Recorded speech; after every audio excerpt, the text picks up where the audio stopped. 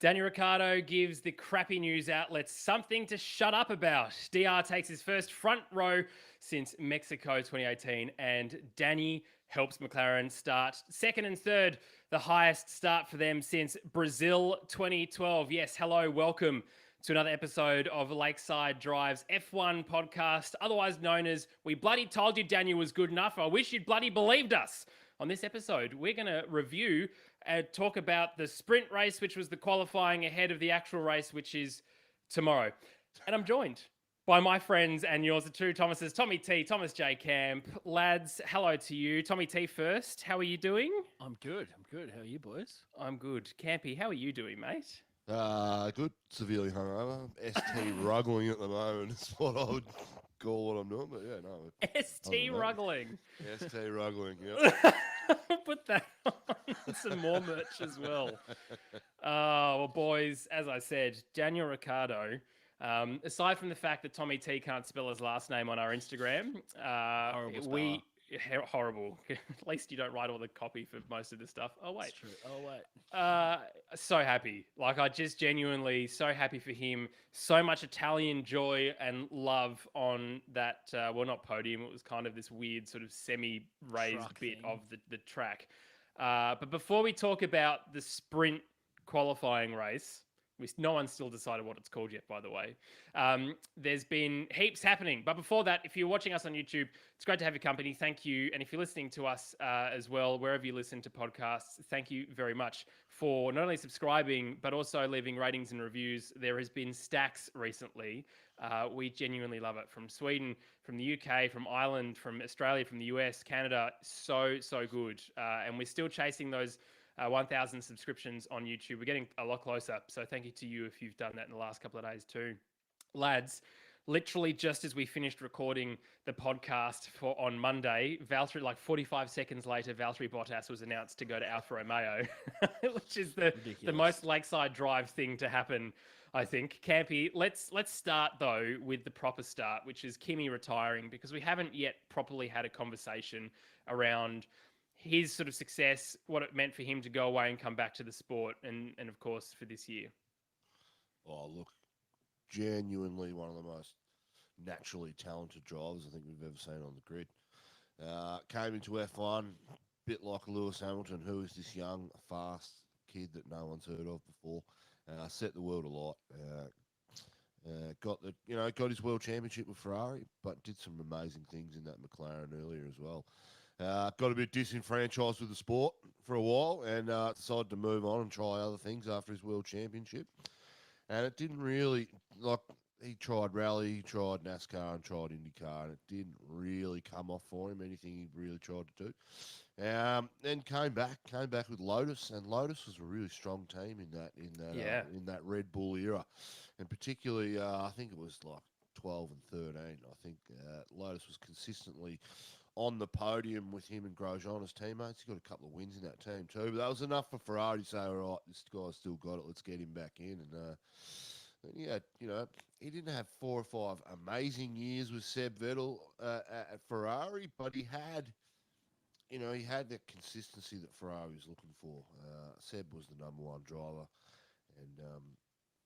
and that's really defined his career. He dropped back to Alfa Romeo, and his first year in Alfa Romeo after going back from Ferrari, the first half of it was spectacular, but unfortunately the development on that class sort of ceased to halted, and we've seen him sort of being a bit of a back marker, which is not what we want to see for Kimi. He's well loved around the world. He's got this blasé attitude about everything, the way he goes about it. Mr. Iceman, cool, calm, and collected.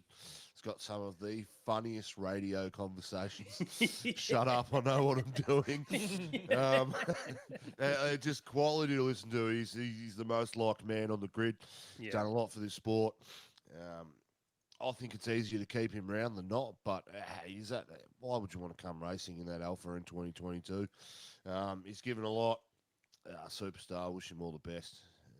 Him and his family with is it Mintu and 2 kids as Robin and someone else. Can't remember. You're doing very well, Terrell. I would have absolutely no idea. Campy, hungover Campy still knows Kimi Raikkonen's at least one of his children's name, which is Look, fantastic excellent for career. him. Sad to see him go. I would have loved to see him in Melbourne one more time, but hey, that's the breaks at the moment, and Yeah. all the best to him. And we wish him well recovering from COVID, which he's still out for at the moment. He'll be So fine. all the best. It'd be for interesting him. to see what he does with himself next year. I mean, as you said, Campy, like he obviously went and did the rally thing, and that wasn't necessarily super successful for him. But he doesn't have a lot to prove, does he? He's got a world championship under his belt. He returned to the sport and won a race. I don't think anyone's ever gone away from the sport, returned to the sport, won races as well, and then go to Ferrari. I mean, he is the last world champion for Ferrari. That's like, just let that process. Yeah. It's pretty ridiculous when you think. Anyway, I think it's. I think the first year we did this podcast, when there was no COVID, they did a special on Italian F1, and they had all the past and present Ferrari drivers getting their suits and go to one of the squares in Italy, and I still remember Kimi Räikkönen is still the most loved ex or current Ferrari driver out of anyone on the grid, and the crowd was astronomically large, and he got the biggest cheer by far in that small glimpse we got. So I just think that speaks to the character and how much he is really universally loved. So. Yeah, he's a good guy, and we are going to miss him. At least we'll get to see him, hopefully, in the next couple of races. Well, of course, with that, we know that Valtteri Bottas is now stepping to Sauber Alfa Romeo. Tommy T, your thoughts on what this is for him and whether it was a good move? Fin for a fin. Just straight swap. Is that the third Nemo movie? Yeah. No, I think I don't know. What's Nemo? I knew it. I was waiting. That's why I had to go at you while we were bloody drinking. Campy does pop culture again. I love it. Jeez. Unbelievable. No, we'll have to wait and see, I guess. Now that Alpha's a bit out from under the thumb of Ferrari, it might be different. But while they were the very, very junior team, you couldn't really see much of a future or that car being much more competitive than it is. But it could be better. I think we've talked about it, and Williams would have been a nice kind of full circle. They look like their development's coming forward. But to be honest, I wonder if Valtteri just wants to get out of that Mercedes kind of area and pave his own way and kind of be out from the Mercedes thumb, I guess. So glad that he's still in the sport. Love the guy, and really hope that he can do some good stuff in that car next year. Yeah, I'm glad he's staying. I think probably the weight now of what he's known and for however long he's known it is finally lifted, which is why we've seen a good result for him this weekend. Yeah. But Campy, let me ask you this, or put this to you. If he had decided to leave Mercedes last year, he would have had a hell of a lot more options to him, specifically one Red Bull seat. And I think Christian Horner and Helmut Marko, noting that they ended up taking Sergio Perez because he didn't have a seat and because of his pedigree, I suppose, in the sport, that Valtteri would have been a better option for them. Do you think it's almost unfortunate that, and I know it's hindsight's a wonderful thing, right? What does Scotty from marketing say? The heroes of hindsight. But hindsight's a wonderful thing. He had to try and get out of the gate very early this year to try and catch that championship. We now know, of course, that's not a thing. Do you think, looking back, he should have gone and he might have ended up in that Red Bull seat for this year? Well, look, I think Red Bull still shouldn't have signed Sergio Perez as early as they did. I'm looking at Perez's results and I think he's cutting it. I think Bottas is the first perfect fit for a Red Bull. But in hindsight, you'd never make that decision as Valtteri Bottas, I don't think. I just don't think you can. You're in the top team. They've won how many championships on the trot? 6 or 7 now, and you're not going to leave that team to go somewhere else. It's just unbelievable. Although I do think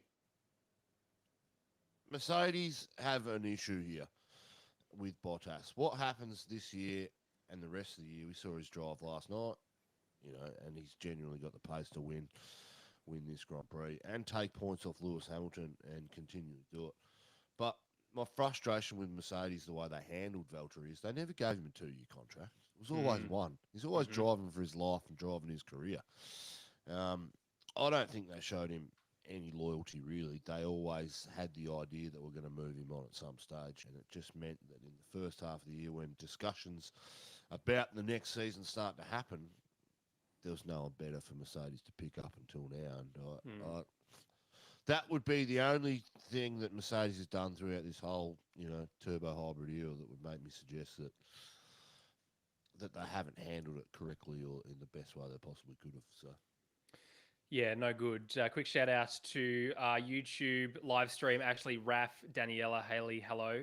Good morning to you, or evening, wherever you are in the world. Yeah, certainly it's an interesting point, and I was speaking to another friend of mine about what could have been for Valtteri from last year. But I mean, it has to be said that 2022 brings new regulations, and new cars. And Kubica, who's driving this weekend, got his first podium in a Sauber. It was powered by BMW, but I guess my point is every kind of iteration in Formula One has seen a dominant team fall away. Ferrari's it was then Red Bull, and now it's potentially going to be Mercedes. And if we have something like 2012, where there was like 6 different winners, I believe, in the first 6 races, or 2009, where there's a random team that, like Jenson Button, took the first couple of races. We spoke about this last weekend, Campy, but the challenge came towards the end of the season. Sauber could be doing that. Alpine could be doing that. McLaren could be doing that. Williams could be doing that. We literally just don't know. And this, we'll talk about Oscar Piastri in a little bit, but that kind of feeds into my thoughts about Oscar's potential seat for next year and whether or not it's better for him staying in F2 for another year. Anyway, it's an interesting conundrum, but there is every possibility, I suppose, of Ferrari-powered cars just being more competitive than Mercedes-powered cars next year. We won't know until we get there. But I'm glad to see Bottas happy, can I just say, because it's the first time I've seen him smiling on the grid. His race engineer sounded very good on the radio. I'm very happy for him, rather than... Because he's also under the thumb too, right, from Mercedes. His engineer on the radio is being hamstrung at every turn. Yep. All right. Well, that obviously means that George is going to Mercedes, which is the worst kept secret in Formula One. Campy, what are your whole thoughts on the double British lineup for a German team? Yep. Good. Good on George. What do you want me to say? Look, we've been speculating and talking about this for ages, and it's the world's worst kept secret. That's where he's going. So, look, George will go in there, and he's the future of that team. Unfortunately, the way that Mercedes will be looking at this as an organisation is Lewis has passed his best. He's still got some fight in him. It's a bit like Cristiano Ronaldo going back to his first club at 36 and scoring 2 goals on debut for them again. I think, look, Lewis has still got a lot to offer that team, but I think George is going to grab it by the horns and take direction of it. And that's what Mercedes want him to do. And I think we're going to see a hell of a lot of tension there. I think there'll be a passing of the guard at some stage. If we're not seeing the passing of the guard this year, it happens when greats end their career, and, Lewis will never pass Max Verstappen again. He's still got some fight, but, we may be witnessing that at the moment. We go into the Max Verstappen era of absolute domination. But who knows? We'll see what happens. But George Russell, good on him. Congratulations. Now we get to see what he's made of. Now we get to really assess how good he is, and whether this talk that the British media has talked up about how good he is, maybe there's smoke in it and he's just crap, but we get to have a genuine look at how good he is. So. What do you think, Tommy T? Because it was everyone, including F1 social channels, were just overdoing it. It was very, very sickening.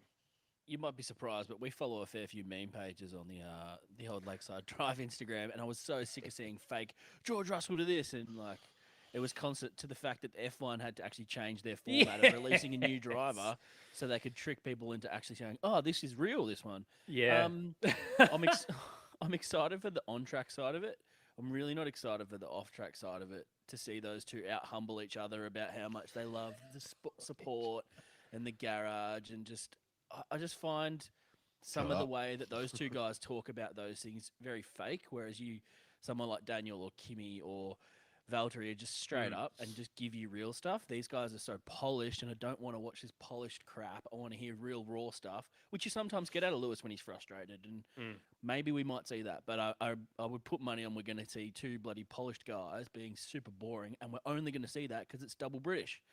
Because that's all we get. So that side, no thanks. Give me the on-track battles because that is going to be exciting. Yeah, I think you're both right. Like, George is going to push hard. He's not around to make friends. He's there to win world championships.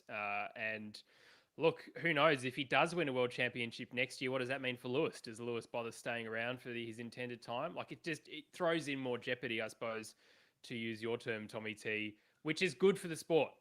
And hopefully it's good for teammates as well. The best news, I think, that came out of all of that, though, and I was actually surprised that Williams announced this so quickly, it was Alex Albon to Williams, meaning and confirming that it is going to be the nicest grid on the team. Nick Latifi, Alex Albon. Of course, they were teammates in F2, I believe, back in 2018. So they've got history together. Look, Alex Albon, I'm very happy. Out of all the choices that they could have put in, apart from Oscar, I think he's the right person because he really got screwed around by Red Bull. He never really got an opportunity to show himself in the Toro Rosso for a full 12 months. I think he did a great job in those first 6, which is why he was promoted to the Red Bull team, and we know what happened there. But it just goes to show that you can be in Formula One, take a year out, do DTM, get your head around that sort of a completely different type of racing, and then still be valuable to someone in an organization such as Williams. So hats off to Jos Capito and also to Red Bull for actually getting that done quickly because they were very politically motivated here. Mercedes were trying to intervene and they don't have any skin in the game anymore. You know, Toto doesn't have any control over Williams. Yes, they buy the power unit, but they're not a Mercedes feeder team anymore. That's what they're saying. No, Toto, we're growing up. We're our own team now. We've got big plans for 2022. He's just been driving the 2022 Red Bull Formula One car in the simulator, no doubt, as the reserve and test driver. So he's going to bring all of this knowledge with him and the Red Bull knowledge into the Williams factory. I think it's very smart. Campy? Yeah, look, I think good move for Williams. I think Doralton Capital, they're the owner of that organisation, said, well, hang on a minute, we're an independent race team. We don't want our factory race team in Mercedes having any jurisdiction and control over what we do, which I like. It puts Mercedes in a tricky spot because they don't have a feeder team. They've got that. You look at the teams they supply engines to: McLaren, Aston Martin, and Williams, and they are all independent race teams. They are not feeder teams. I mean, they've got great relationships with Mercedes off track, definitely, but now Mercedes don't have an organisation underneath them in which they can feed their junior talent into. They're a bit like Renault. They're in no man's land, really. Yeah. I mean, Red Bull and Ferrari have pathways, but Mercedes doesn't anymore. Renault was on the outer. But anyway, look, yeah, good for Albon. I think he deserves a spot on the grid. Yeah. I think what he's done in DTM this year is valuable. I think, in hindsight, even looking at Perez this year, I've got to sort of reassess my thinking when it comes to Gasly, Albon, and what? Oh. Well, you okay? Hungover Campy's different. Well, does Hungover Campy acknowledge the bin? Just asking for a friend. Oh yeah, he's in the bin himself, so he's seeing it around. He's looking around. Nah, look, get over here, Albon. I'm love to be proved wrong. It's good. At least you can do it. Unlike our dickhead politicians. Fucking hell. Couldn't help yourself. No, couldn't. We forget that Albon was actually was on for a few potential podiums and potential wins when I remember like Brazil when Lewis punted him off on the second last. Things like that we've had twice. It was Hamilton as well, wasn't it? Yeah. So close he was, and it seemed like towards the end of his Red Bull career, he got the yips, and he just could not put it together. He was second-guessing everything, and he was in his own head, and there was something kind of mental happening rather than his skill. So hopefully this little break has been enough for him, because we know when he's right, he's really good, and he's showed great talent coming through in that AlphaTauri when it was a Toro Rosso. So good luck. I hope Nick Latifi is going to be a good teammate for him. I think that's a good comparison, and hopefully we can see one of them shine, and that's kind of what we want to see them move up into another team eventually. Yeah. Well, I mean, at the end of the day, he literally has no pressure on him to perform in this Williams, which is the ideal situation for someone like Alex, who has been fighting at the front of the grid. And you're absolutely right. Nick Latifi is going to be consistent. Campy, we spoke about it last weekend. Yep. That you think if Williams start getting their life together toward the front of the grid, and don't forget, they're going to have the most time in a wind tunnel out of every team. Or maybe second to Haas. But either way, we are going to see. I think we're going to see a significant change of the guard, and it's going to be around that midfield pack. And hopefully, McLaren, your Williams, and your Alpines are going to be the ones that come out on top. Throwing well back. It's old school F1 where drivers like Fernando Alonso have an opportunity to win the world championship. Just think about that for a moment. Yeah. Imagine Fernando Alonso winning his third world championship in 2022 after leaving the sport. Again, just like Alex Albon has an ability to come back. Again, we don't know. But because there's no pressure for Albon, he's going to perform better, and we know how well he can do. And Latifi's either going to be better than him or supporting him. Either way, it doesn't matter. I'm happy for both of them. I'm happy for that team. I think Jos Capito is doing a great job. He's just genuinely excited to be on the pit wall. He's genuinely happy all the time. I said a couple of weekends ago, I'm not going to bother learning his name because they're going to change team principles again. I hope they don't change him because Yost, I think, is doing a wonderful job. Okay, well, that only leaves then one seat unconfirmed, apart from Lance Stroll's seat, which of course will be confirmed because of Daddy Dud Stroll.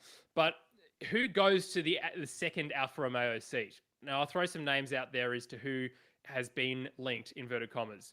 Oscar's been linked, Oscar Piastri from F2. Guan Yu Zhou's been linked from F2, also Alpine Academy, with alleged 30 million euros bringing along to the team. You've got Nick de Vries, who obviously Tommy will love because he's Dutch, but coming from World Championship at Formula E.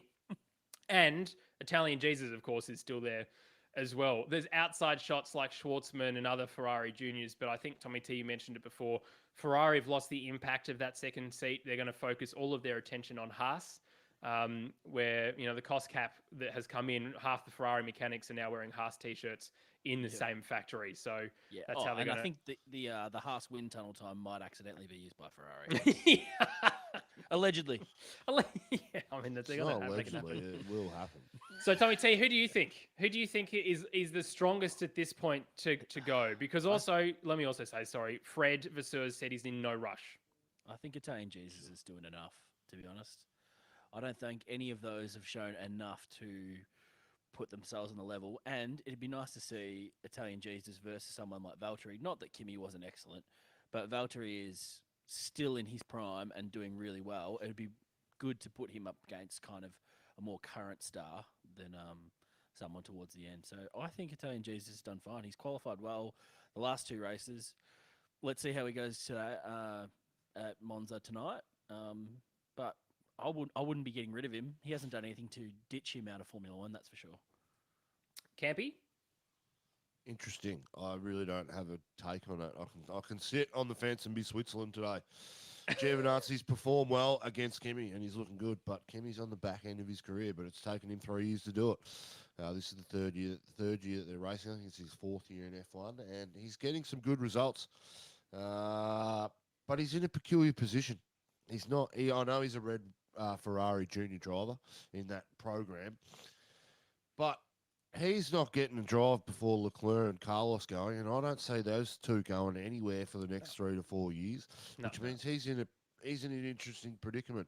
I think the only thing going for him is he's a paid driver at the moment. He brings a lot of money. I think it was rumoured to be about $22 million. So that says to me they'll probably want to keep a driver that's paying. They've only got to come up with $100 million to go racing every year, as opposed to the one, need or the cap's at. I don't think you'd take Guangzhou over, particularly the way Oscar Piastri is performing this year. I mean, money talks, bullshit walks, but who knows? I just can't see you taking Guangzhou. He's been in that category for 3 years now, and he still hasn't won a championship. He's fighting for it this year, and he showed glimpses of being really good. But I mean, anyone with 3 years in the seat should be able to prove what you can do. Sure. Just because you got money doesn't determine whether you get a drive in the sport. It does for some kids, but I mean, they're exceptions to the rule. I think you just hang on to Giovinazzi for another year. Or if Piastri wins the championship, take a punt. And then you got Piastri, Valtteri Bottas lineup. Ooh, all Australian lineup. That sets the tone. That sets the tone for Piastri in his career straight away. It's like he's going to be driving against Valtteri. He'll get a year to adapt, grow, and learn. But we know what Valtteri is like as a team player. He will show him the ropes, teach him a hell of a lot, and Piastri will just absorb it like a sponge and learn a heap off him.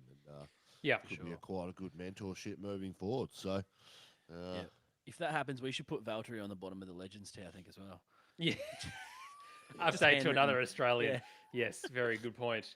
Yeah, look, I mean, for Oscar's point of view, let's talk about him because he's also had a pretty good weekend. He's still leading the F2 championship. And can I just say, F2 racing, chef's kiss. Honestly, so good. Theo Porcher, he just went full Hamilton over for the first sprint race because he just absolutely sent it. I mean, in the following one, he didn't have such a good outing, but because there's so many different drivers and the cars are fairly similar, you get to see talent shine through, and sometimes some talent's better than others. And I just really enjoyed watching it. But Oscar's performance, I think, especially against Guan Yu Zhou and Porcher and Schwartzman and others, he seems to be on another level in my mind. He seems to be doing the George Russell, carrying that momentum, the Charles Leclerc, carrying that momentum from Formula 3 into Formula 2. And I think it probably would be a waste for him to not carry that then into Formula 1. Yep. However, is Sauber the right place to go? The answer is, well, if it's the only seat, then yes. The other problem we've got, though, is he's an Alpine driver, with a Renault contract. And we know how useless they are at doing anything for any of their drivers. Because they don't have a junior team, effectively they've only got 2 seats in Formula 1 for them. Ocon's been signed to about 2047, and Alonso's going to keep, extending each year for another year because they'll just give him the contract if he wants it. So, for my mind, Williams would have been a good seat if Albon didn't go into that seat. Piastri could have gone there. Maybe Williams would have switched engine suppliers to Renault. We could have seen a shift that way. Sauber doing it though. Well, Sauber's owned by, Ferrari group, the Chrysler, it's all the same group. So it's very unlikely that that's going to happen unless Sauber were to ditch Alfa Romeo as their chief, partner and go back out on their own, which potentially they could. Who knows? It's an interesting sport. But for Oscar, Campy, you and I have spoken offline about this as well. If he doesn't get the Alfa Romeo seat, and he wins Formula 2 this year, it means he's without a Formula drive for 2022. What does he do? And then what does 23 look like for him? I think he needs to... If he wins F3 this year, F2 this year, Renault, and he doesn't have a seat full-time next year, Renault have to give him every test, get him in the car as much as they possibly can. They need to get him into the car for FP1 sessions, for half the race weekends every year for the calendar. He needs to be consistently driving a car, even if it's once a month or twice a month. But he needs to be doing it. Even if it's for an hour, he just needs to keep those skills up and be in it. Does he go to another formula? Do they go and put him in DTM or a Formula E or maybe even IndyCar for the year? Or Super Formula in Japan? Well, something. He needs to do something, but Alpine need to give him a big bone if he wins it this year. What's the point in having a junior driver academy and you got a guy that, wins? Is that good? Yeah. Wins Formula 4, the Formula 4 European Championship, F3, F2. 3 years on the trot, and then you're not giving him the bone. There's no other driver done those 3 championships in a row. We've had F2 and F3 consecutive winners, George Russell and Leclerc, Hamilton and Rosberg, I think Hulkenberg as well. The kid's got some genuine talent, and he put it on pole this weekend. The feature races have reverse grid, so it's hard to get a gauge of, you get Deruvala and Theo Porcher that walk away with these races. But, they didn't deserve to qualify there in the first place. So, tonight, when full points are on offer, Piastri's on pole. Yeah. It wouldn't surprise me if he gets the start and just... See you later. 6 seconds, for those 40. He drives off up into the summer, right? Doesn't he, Campy? Yeah, into the summer, Into yeah. the summer. The Italian. It's actually not as summer. dumb as it sounds because of the way that the F1 finishes. You drive off into the summer with the championship. He could. Wow, he's Yeah, in the supporting summer. Campy. All Yeah, right, in the summer. Sorry, Point Campy. Break. Point Break. Great movie. Now, that's what I watched as a kid. What a movie. Patrick Swayze at his best. Keanu Reeves. Look at the Lakeside Drive movie review podcast to go with our Demons podcast Anyway, look, and Parents podcast. Yeah, so I think Piastri's, but Alpine have to give him the biggest bone they can possibly offer. And they need to talk to someone like Alonso saying, hey, mate, we need you to take one for the team here and we need you to get rid of your P1s, practice one session so that we can get this young guy coming in. Yeah, I think you'd be okay with that. You're time limited in this sport. Realistically, you're going to get 2 years, 3 years at the max, in my opinion. Yep. You got your shot. If it doesn't happen from there, walk on into the summer and drive categories until you're 60 until you stop having a passion for motorsport. Yep. I think that's what'll probably happen because for me, Piastri's just got 2 poles in a row, and he's just driving with a composure and a consistency that we haven't seen from. So mature. We haven't seen for a couple of years from any F3 or F2 drivers. No. I mean, Mick Schumacher won last year on consistency, but was he setting the world alight? Was he setting the track alight? Not really. He was just consistent. He had some pace in that Premac team, and that is the best team and by far the best car on the grid in that formula as well. So, anyway. Yeah, I think it's good.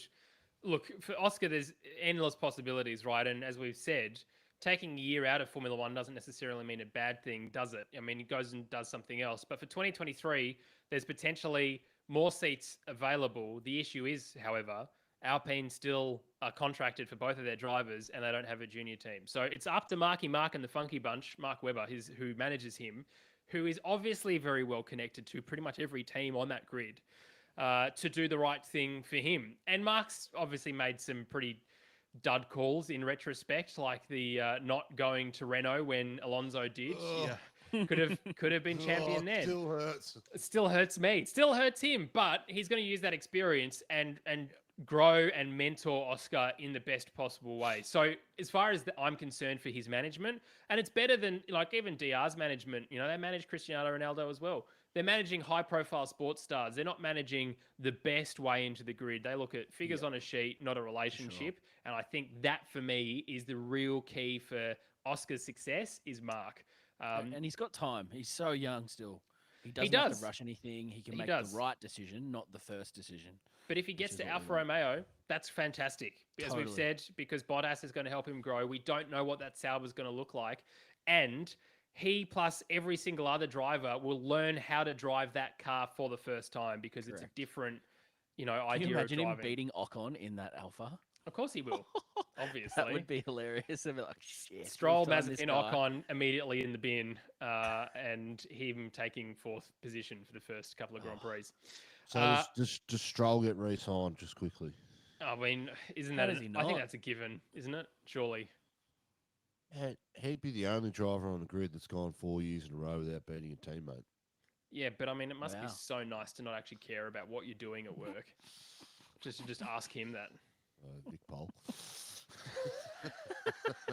At least they have a purpose, mate. He just turns up to a weekend and goes, well, it doesn't matter if I win or if I crash out. I'm still getting the drive. Yeah, no, you're right. No good. All right, well, let's talk about the actual weekend, shall we? The Italian Grand Prix, the Temple of Speed, allegedly.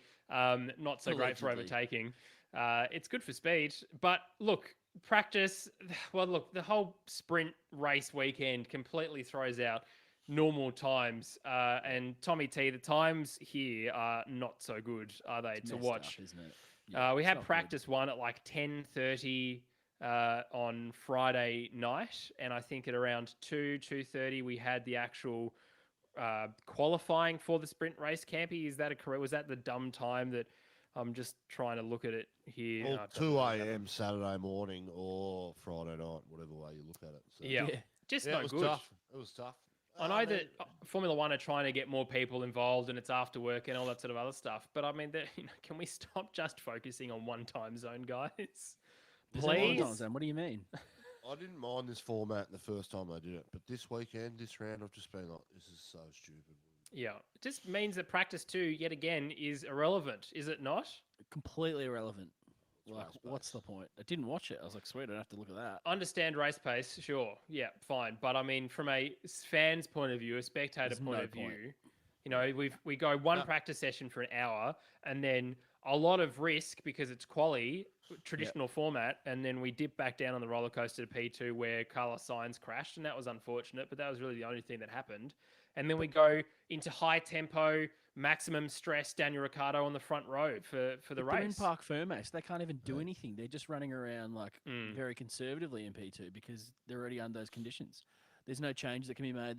Like, it is pointless other than like getting a long run in, which we don't really want to see. We want to see people kind of pushing for fastest lap kind of pace, but it's completely pointless because there's nothing they can learn, and if they do learn it, they can't make a change. So Yeah, Campy. Yeah, I don't like it. I think it's dumb. It was a cool exercise the first time around, but this weekend I've been like, this is stupid. What are we doing? I just don't understand it. In saying that, hey, Danny Rick qualified third. Out qualified Lando. It's now 8-6 on the qualifying sheet. Danny Rick's bringing it home, and Lando just can't adapt to that car, can he? Jeez, the direction in which that team's going. That little shit Lando, he's no good. Well, let's talk very quickly about the qualifying, which was Friday. Bottas taking first, Hamilton, Verstappen, Lando, Danny Rick, Gasly, Sainz, Leclerc, Perez, Giovinazzi, top 10.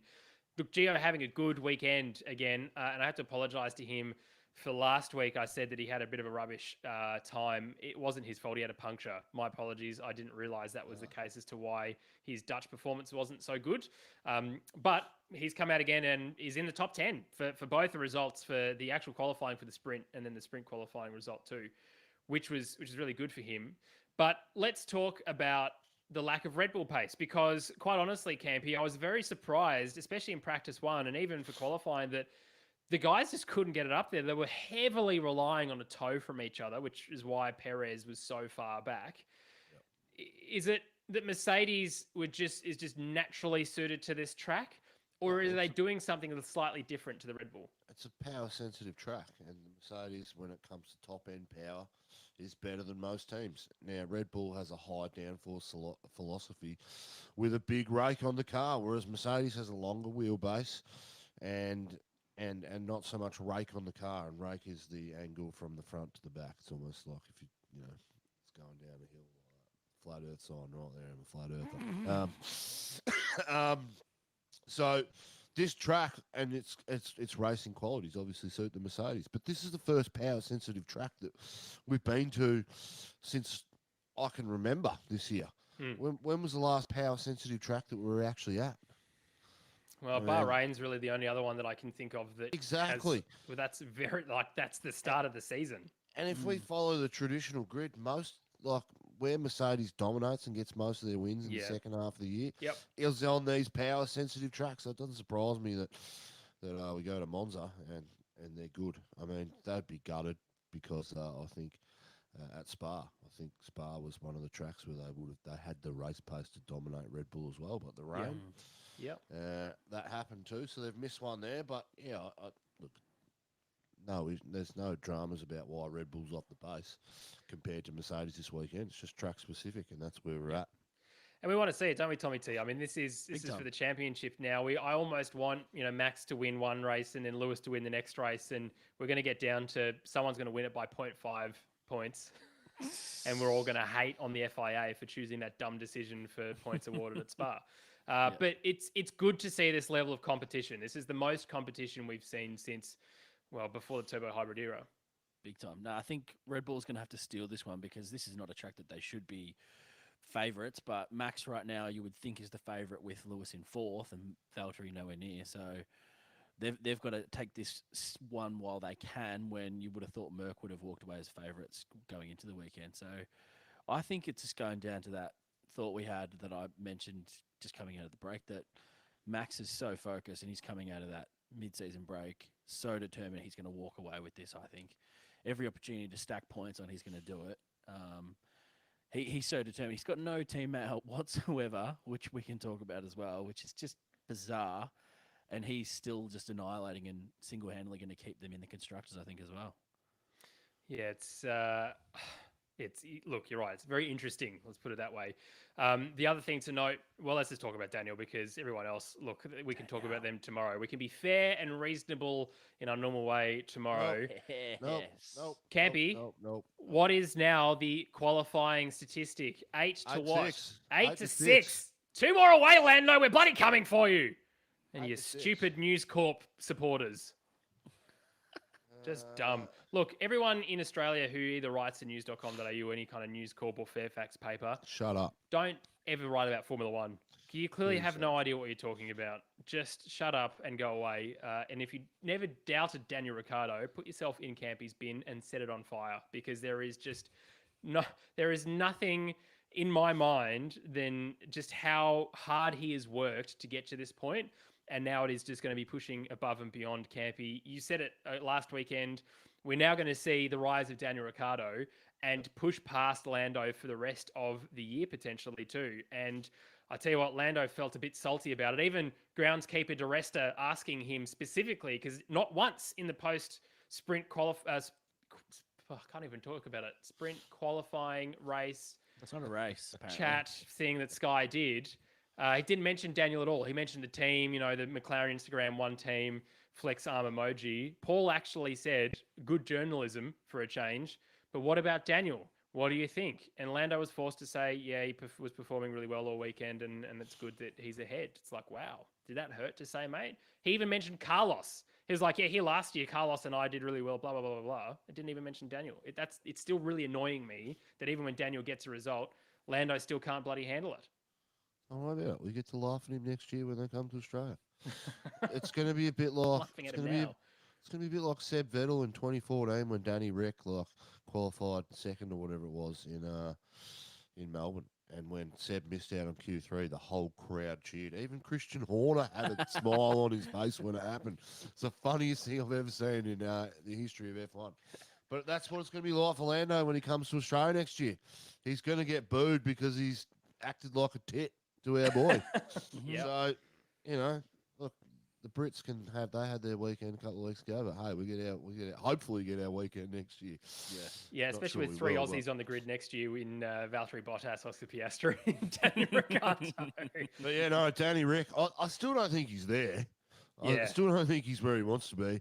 And even the way he talks in the media, he's saying the exact same thing. Yep. But he has turned a page, and we're going to see consistent improvement now to what we've seen for the rest of the year. For those doubters, I'm with you, Jim. Kill yourselves. I didn't say that much. I said put yourself in the bin. Apparently he's with you, James.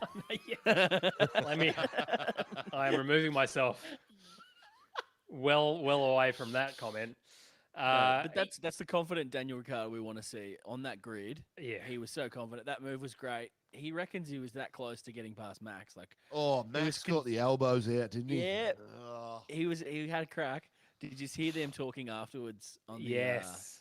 This is very interesting. He said that Max has won too many races, so if he gets him off the start, Max said he'll just defend for him and he can have the win.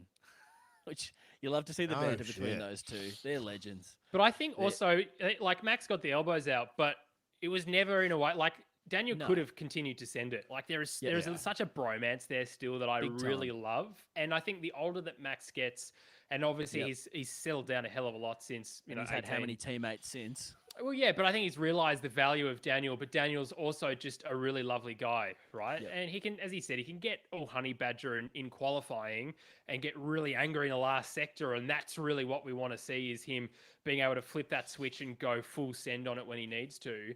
But that joy, and then that plus Davide Valcecchi doing the interview going, Daniel, and it just like this overwhelming Italian joy from the stands, from that little where the microphone was to his random little medal that he had. Huge smile, made me so just genuinely happy. I'm almost convinced it's the best thing to happen this year out of anything that's happened is just seeing the joy on his face. And we got to see a little bit of Michael Italiano standing next to Zach Brown on the broadcast as well. It's like I'm here for a bit of more Michael Italiano coverage on the broadcast. because that means Daniel's doing well, right? Yep. I'm here for it. Well, let's talk about McLaren as a whole then, because ahead of the race tonight, Daniel Ricciardo is on for a podium because two things. Monza is very difficult to pass at, which we've just said, not necessarily for F2 or F3, but certainly for Formula One cars. Pretty much every driver in their press conference after the sprint race said passing was very difficult once we got into a rhythm.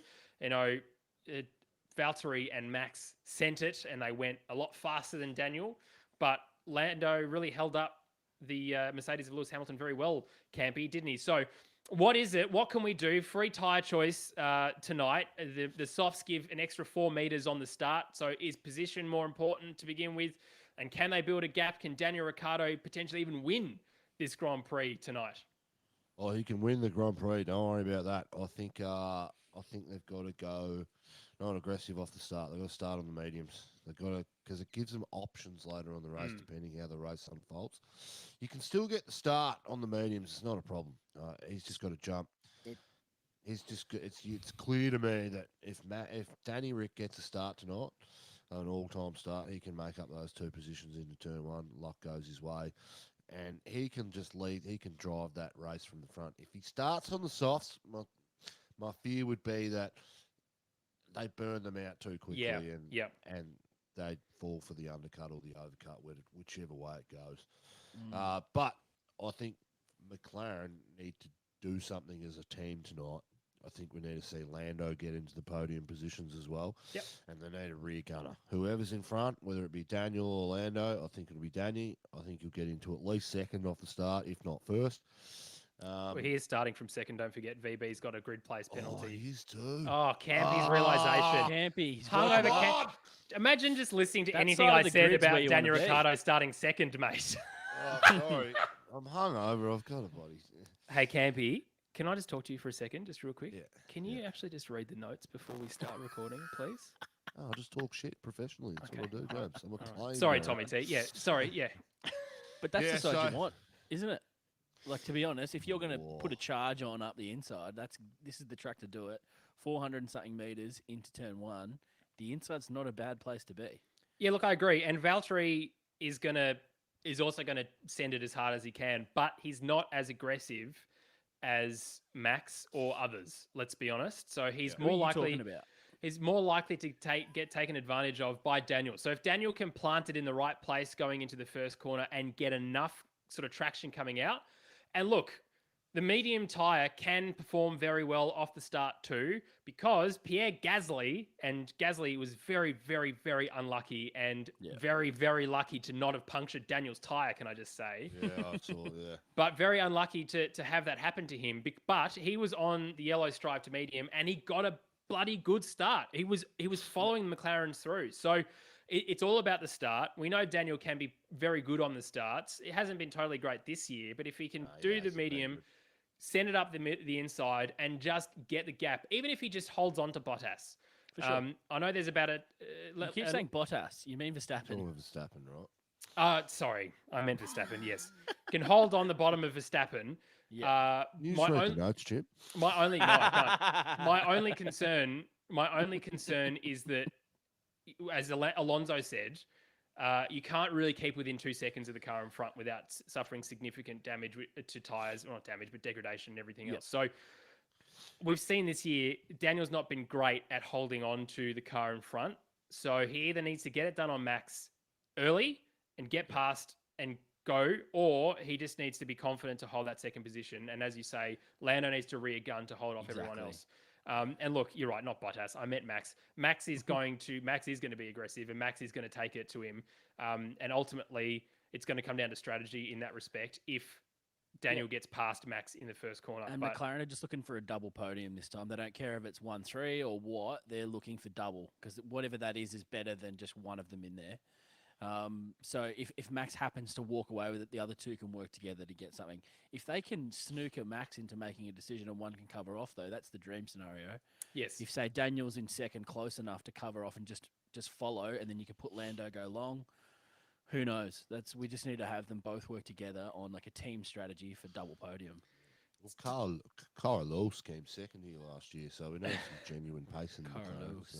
And we don't know what's going to happen. You know, there'll be a safety car, there could be a red flag, there could be Kevin Magnussen parked in the pit lane again, and you know the pit lane's closed, and Lewis Hamilton and Giovinazzi can pit and get penalties. Like, there's so much that can happen. But Jeez, I love this sport. But we just need Daniel to be, because he has had such bad luck this year. He deserves a good weekend. Lando needs to play the team game.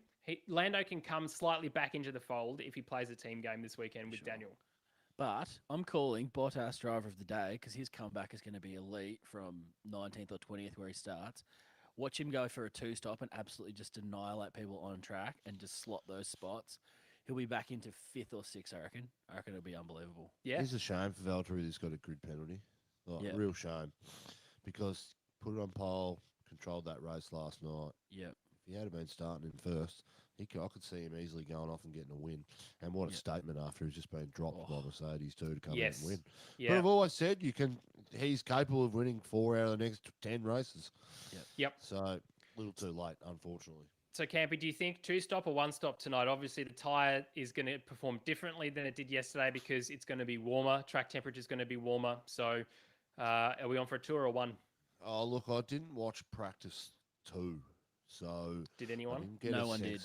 I didn't get a sense of what the long runs look like under full race load, fuel loads. So on history, I would say the top teams again. I think the Red Bull and Mercedes could do a 2-stop if they have track position. Whereas the midfield teams, it'll be a big gamble between the 1-stop. There'll be teams that make the 1-stop work, and there'll be teams that make the 2-stop work, just depending on tyre degradation. So that says to me that McLaren will be looking at a 1-stop, and Alpine will be looking for the 2-stop. Yep. And we just hope I think people behind, kind of from that 5th backwards, are going to look for a really aggressive 2-stop strategy. Why not? The Nothing to beauty lose, especially with tyre choice. The beauty of starting up front is that you get that clean air to just drive away up the road and get that 10 to 15 second lap in the first 3 to 5 laps, just because you're not in a train. And how many times have we seen Lando or Leclerc this year, kind of those two guys, in like 4th behind the 3 leaders, just kind of with that gap, just maintaining, running their own race in clean air, and then all of a sudden something happens and they swoop in for a podium. So that's definitely on the cards for Daniel starting 2nd, you would have thought. No, you're right. Yeah, it's going to be a good weekend for McLaren either way. As a whole, I think there's a lot to point to in terms of leaps and bounds made. Zach's obviously very happy. This is the best start they've had since Brazil 2012. It has been almost 10 years since they've had a second, third starting position. Look, it's all to play for, lads. What can we expect in the race, do you think, Tommy T? What are your bold predictions? I've already done mine with Bottas. I reckon he's going to come from the back and he's going to get, I reckon, 5th or 6th. I'd be on there. And Hamilton's going to go super aggressive. He's probably going to try a 2-stop, I would have thought, as well, to try and clear some traffic. Because, again, you want free air. But I don't know. I'm thinking we're going for a McLaren double podium, which would be incredible. I'm here for McLaren double podium, but of course Daniel first and Lando third, just to really make sure. And Valtteri second. He's going to have that good a run. That's a ripper race. Yeah, somehow. I'd prefer Lando not finish the race and Danny Rick get the win, if I'm completely honest. Yeah, but we need Zach to feel happy. Like, I'm doing it for Zach, you know? And we need them to get third in the Constructors' Championship this year. We do. Ferrari. But Ferrari useless this weekend. Yeah. They're like at the home, the Tifosi like not even turning up. I think that's a good thing for Ferrari. They're not designing a car for one race of the year. You're right. It's a positive good step. omen for that organisation. Because whereas previously they would have gone, we have to win at Monza. We have to design our car around Monza and this racetrack because it's the best in the world. And we don't care about any other racetrack. If we win Monza, we've done our job right. So that's it. What are your fantasy teams looking like, boys? Because mine is... I haven't looked. I'm on 142 points already and we haven't even raced. You guys are in trouble. Let's not even bring it up, to be honest. But good to bring up the fantasy league for other people. If you haven't yet joined our fantasy league, you can find the link in the description below. And we don't really care about the points, do we, Tommy T? And I'm only saying that because I'm last. If I bet Campy, I will. Yeah, okay. Yeah. if we both beat Campy. Look, I can still do it, I reckon. But we love the name changes, and certainly for the names from last weekend were very, very good. So make sure you get in there. We are keeping track of the best names of the year. Tommy T is going to design probably some other misspelt merch of Campyisms, and you can win yourself some Lakeside Drive Campy merch at the end of the year. Well, lads, look, here's to a Daniel Ricciardo victory. Let's be honest. It's probably going to be a Max victory, but let's say it anyway. Oh. Anything for Daniel Ricciardo to be on podium. Lock it in. I called it 2 weeks ago too. We're seeing a shoey, lads. We're seeing a fucking shoey. Yes. On that absolute bloody good sort of thought process, it's time to end. We'll chat to you tomorrow night, Monday night, Australian time, for our full race review. Enjoy the race. And if you want to watch along with us, join our Discord server. Links in the description below. Thanks, lads.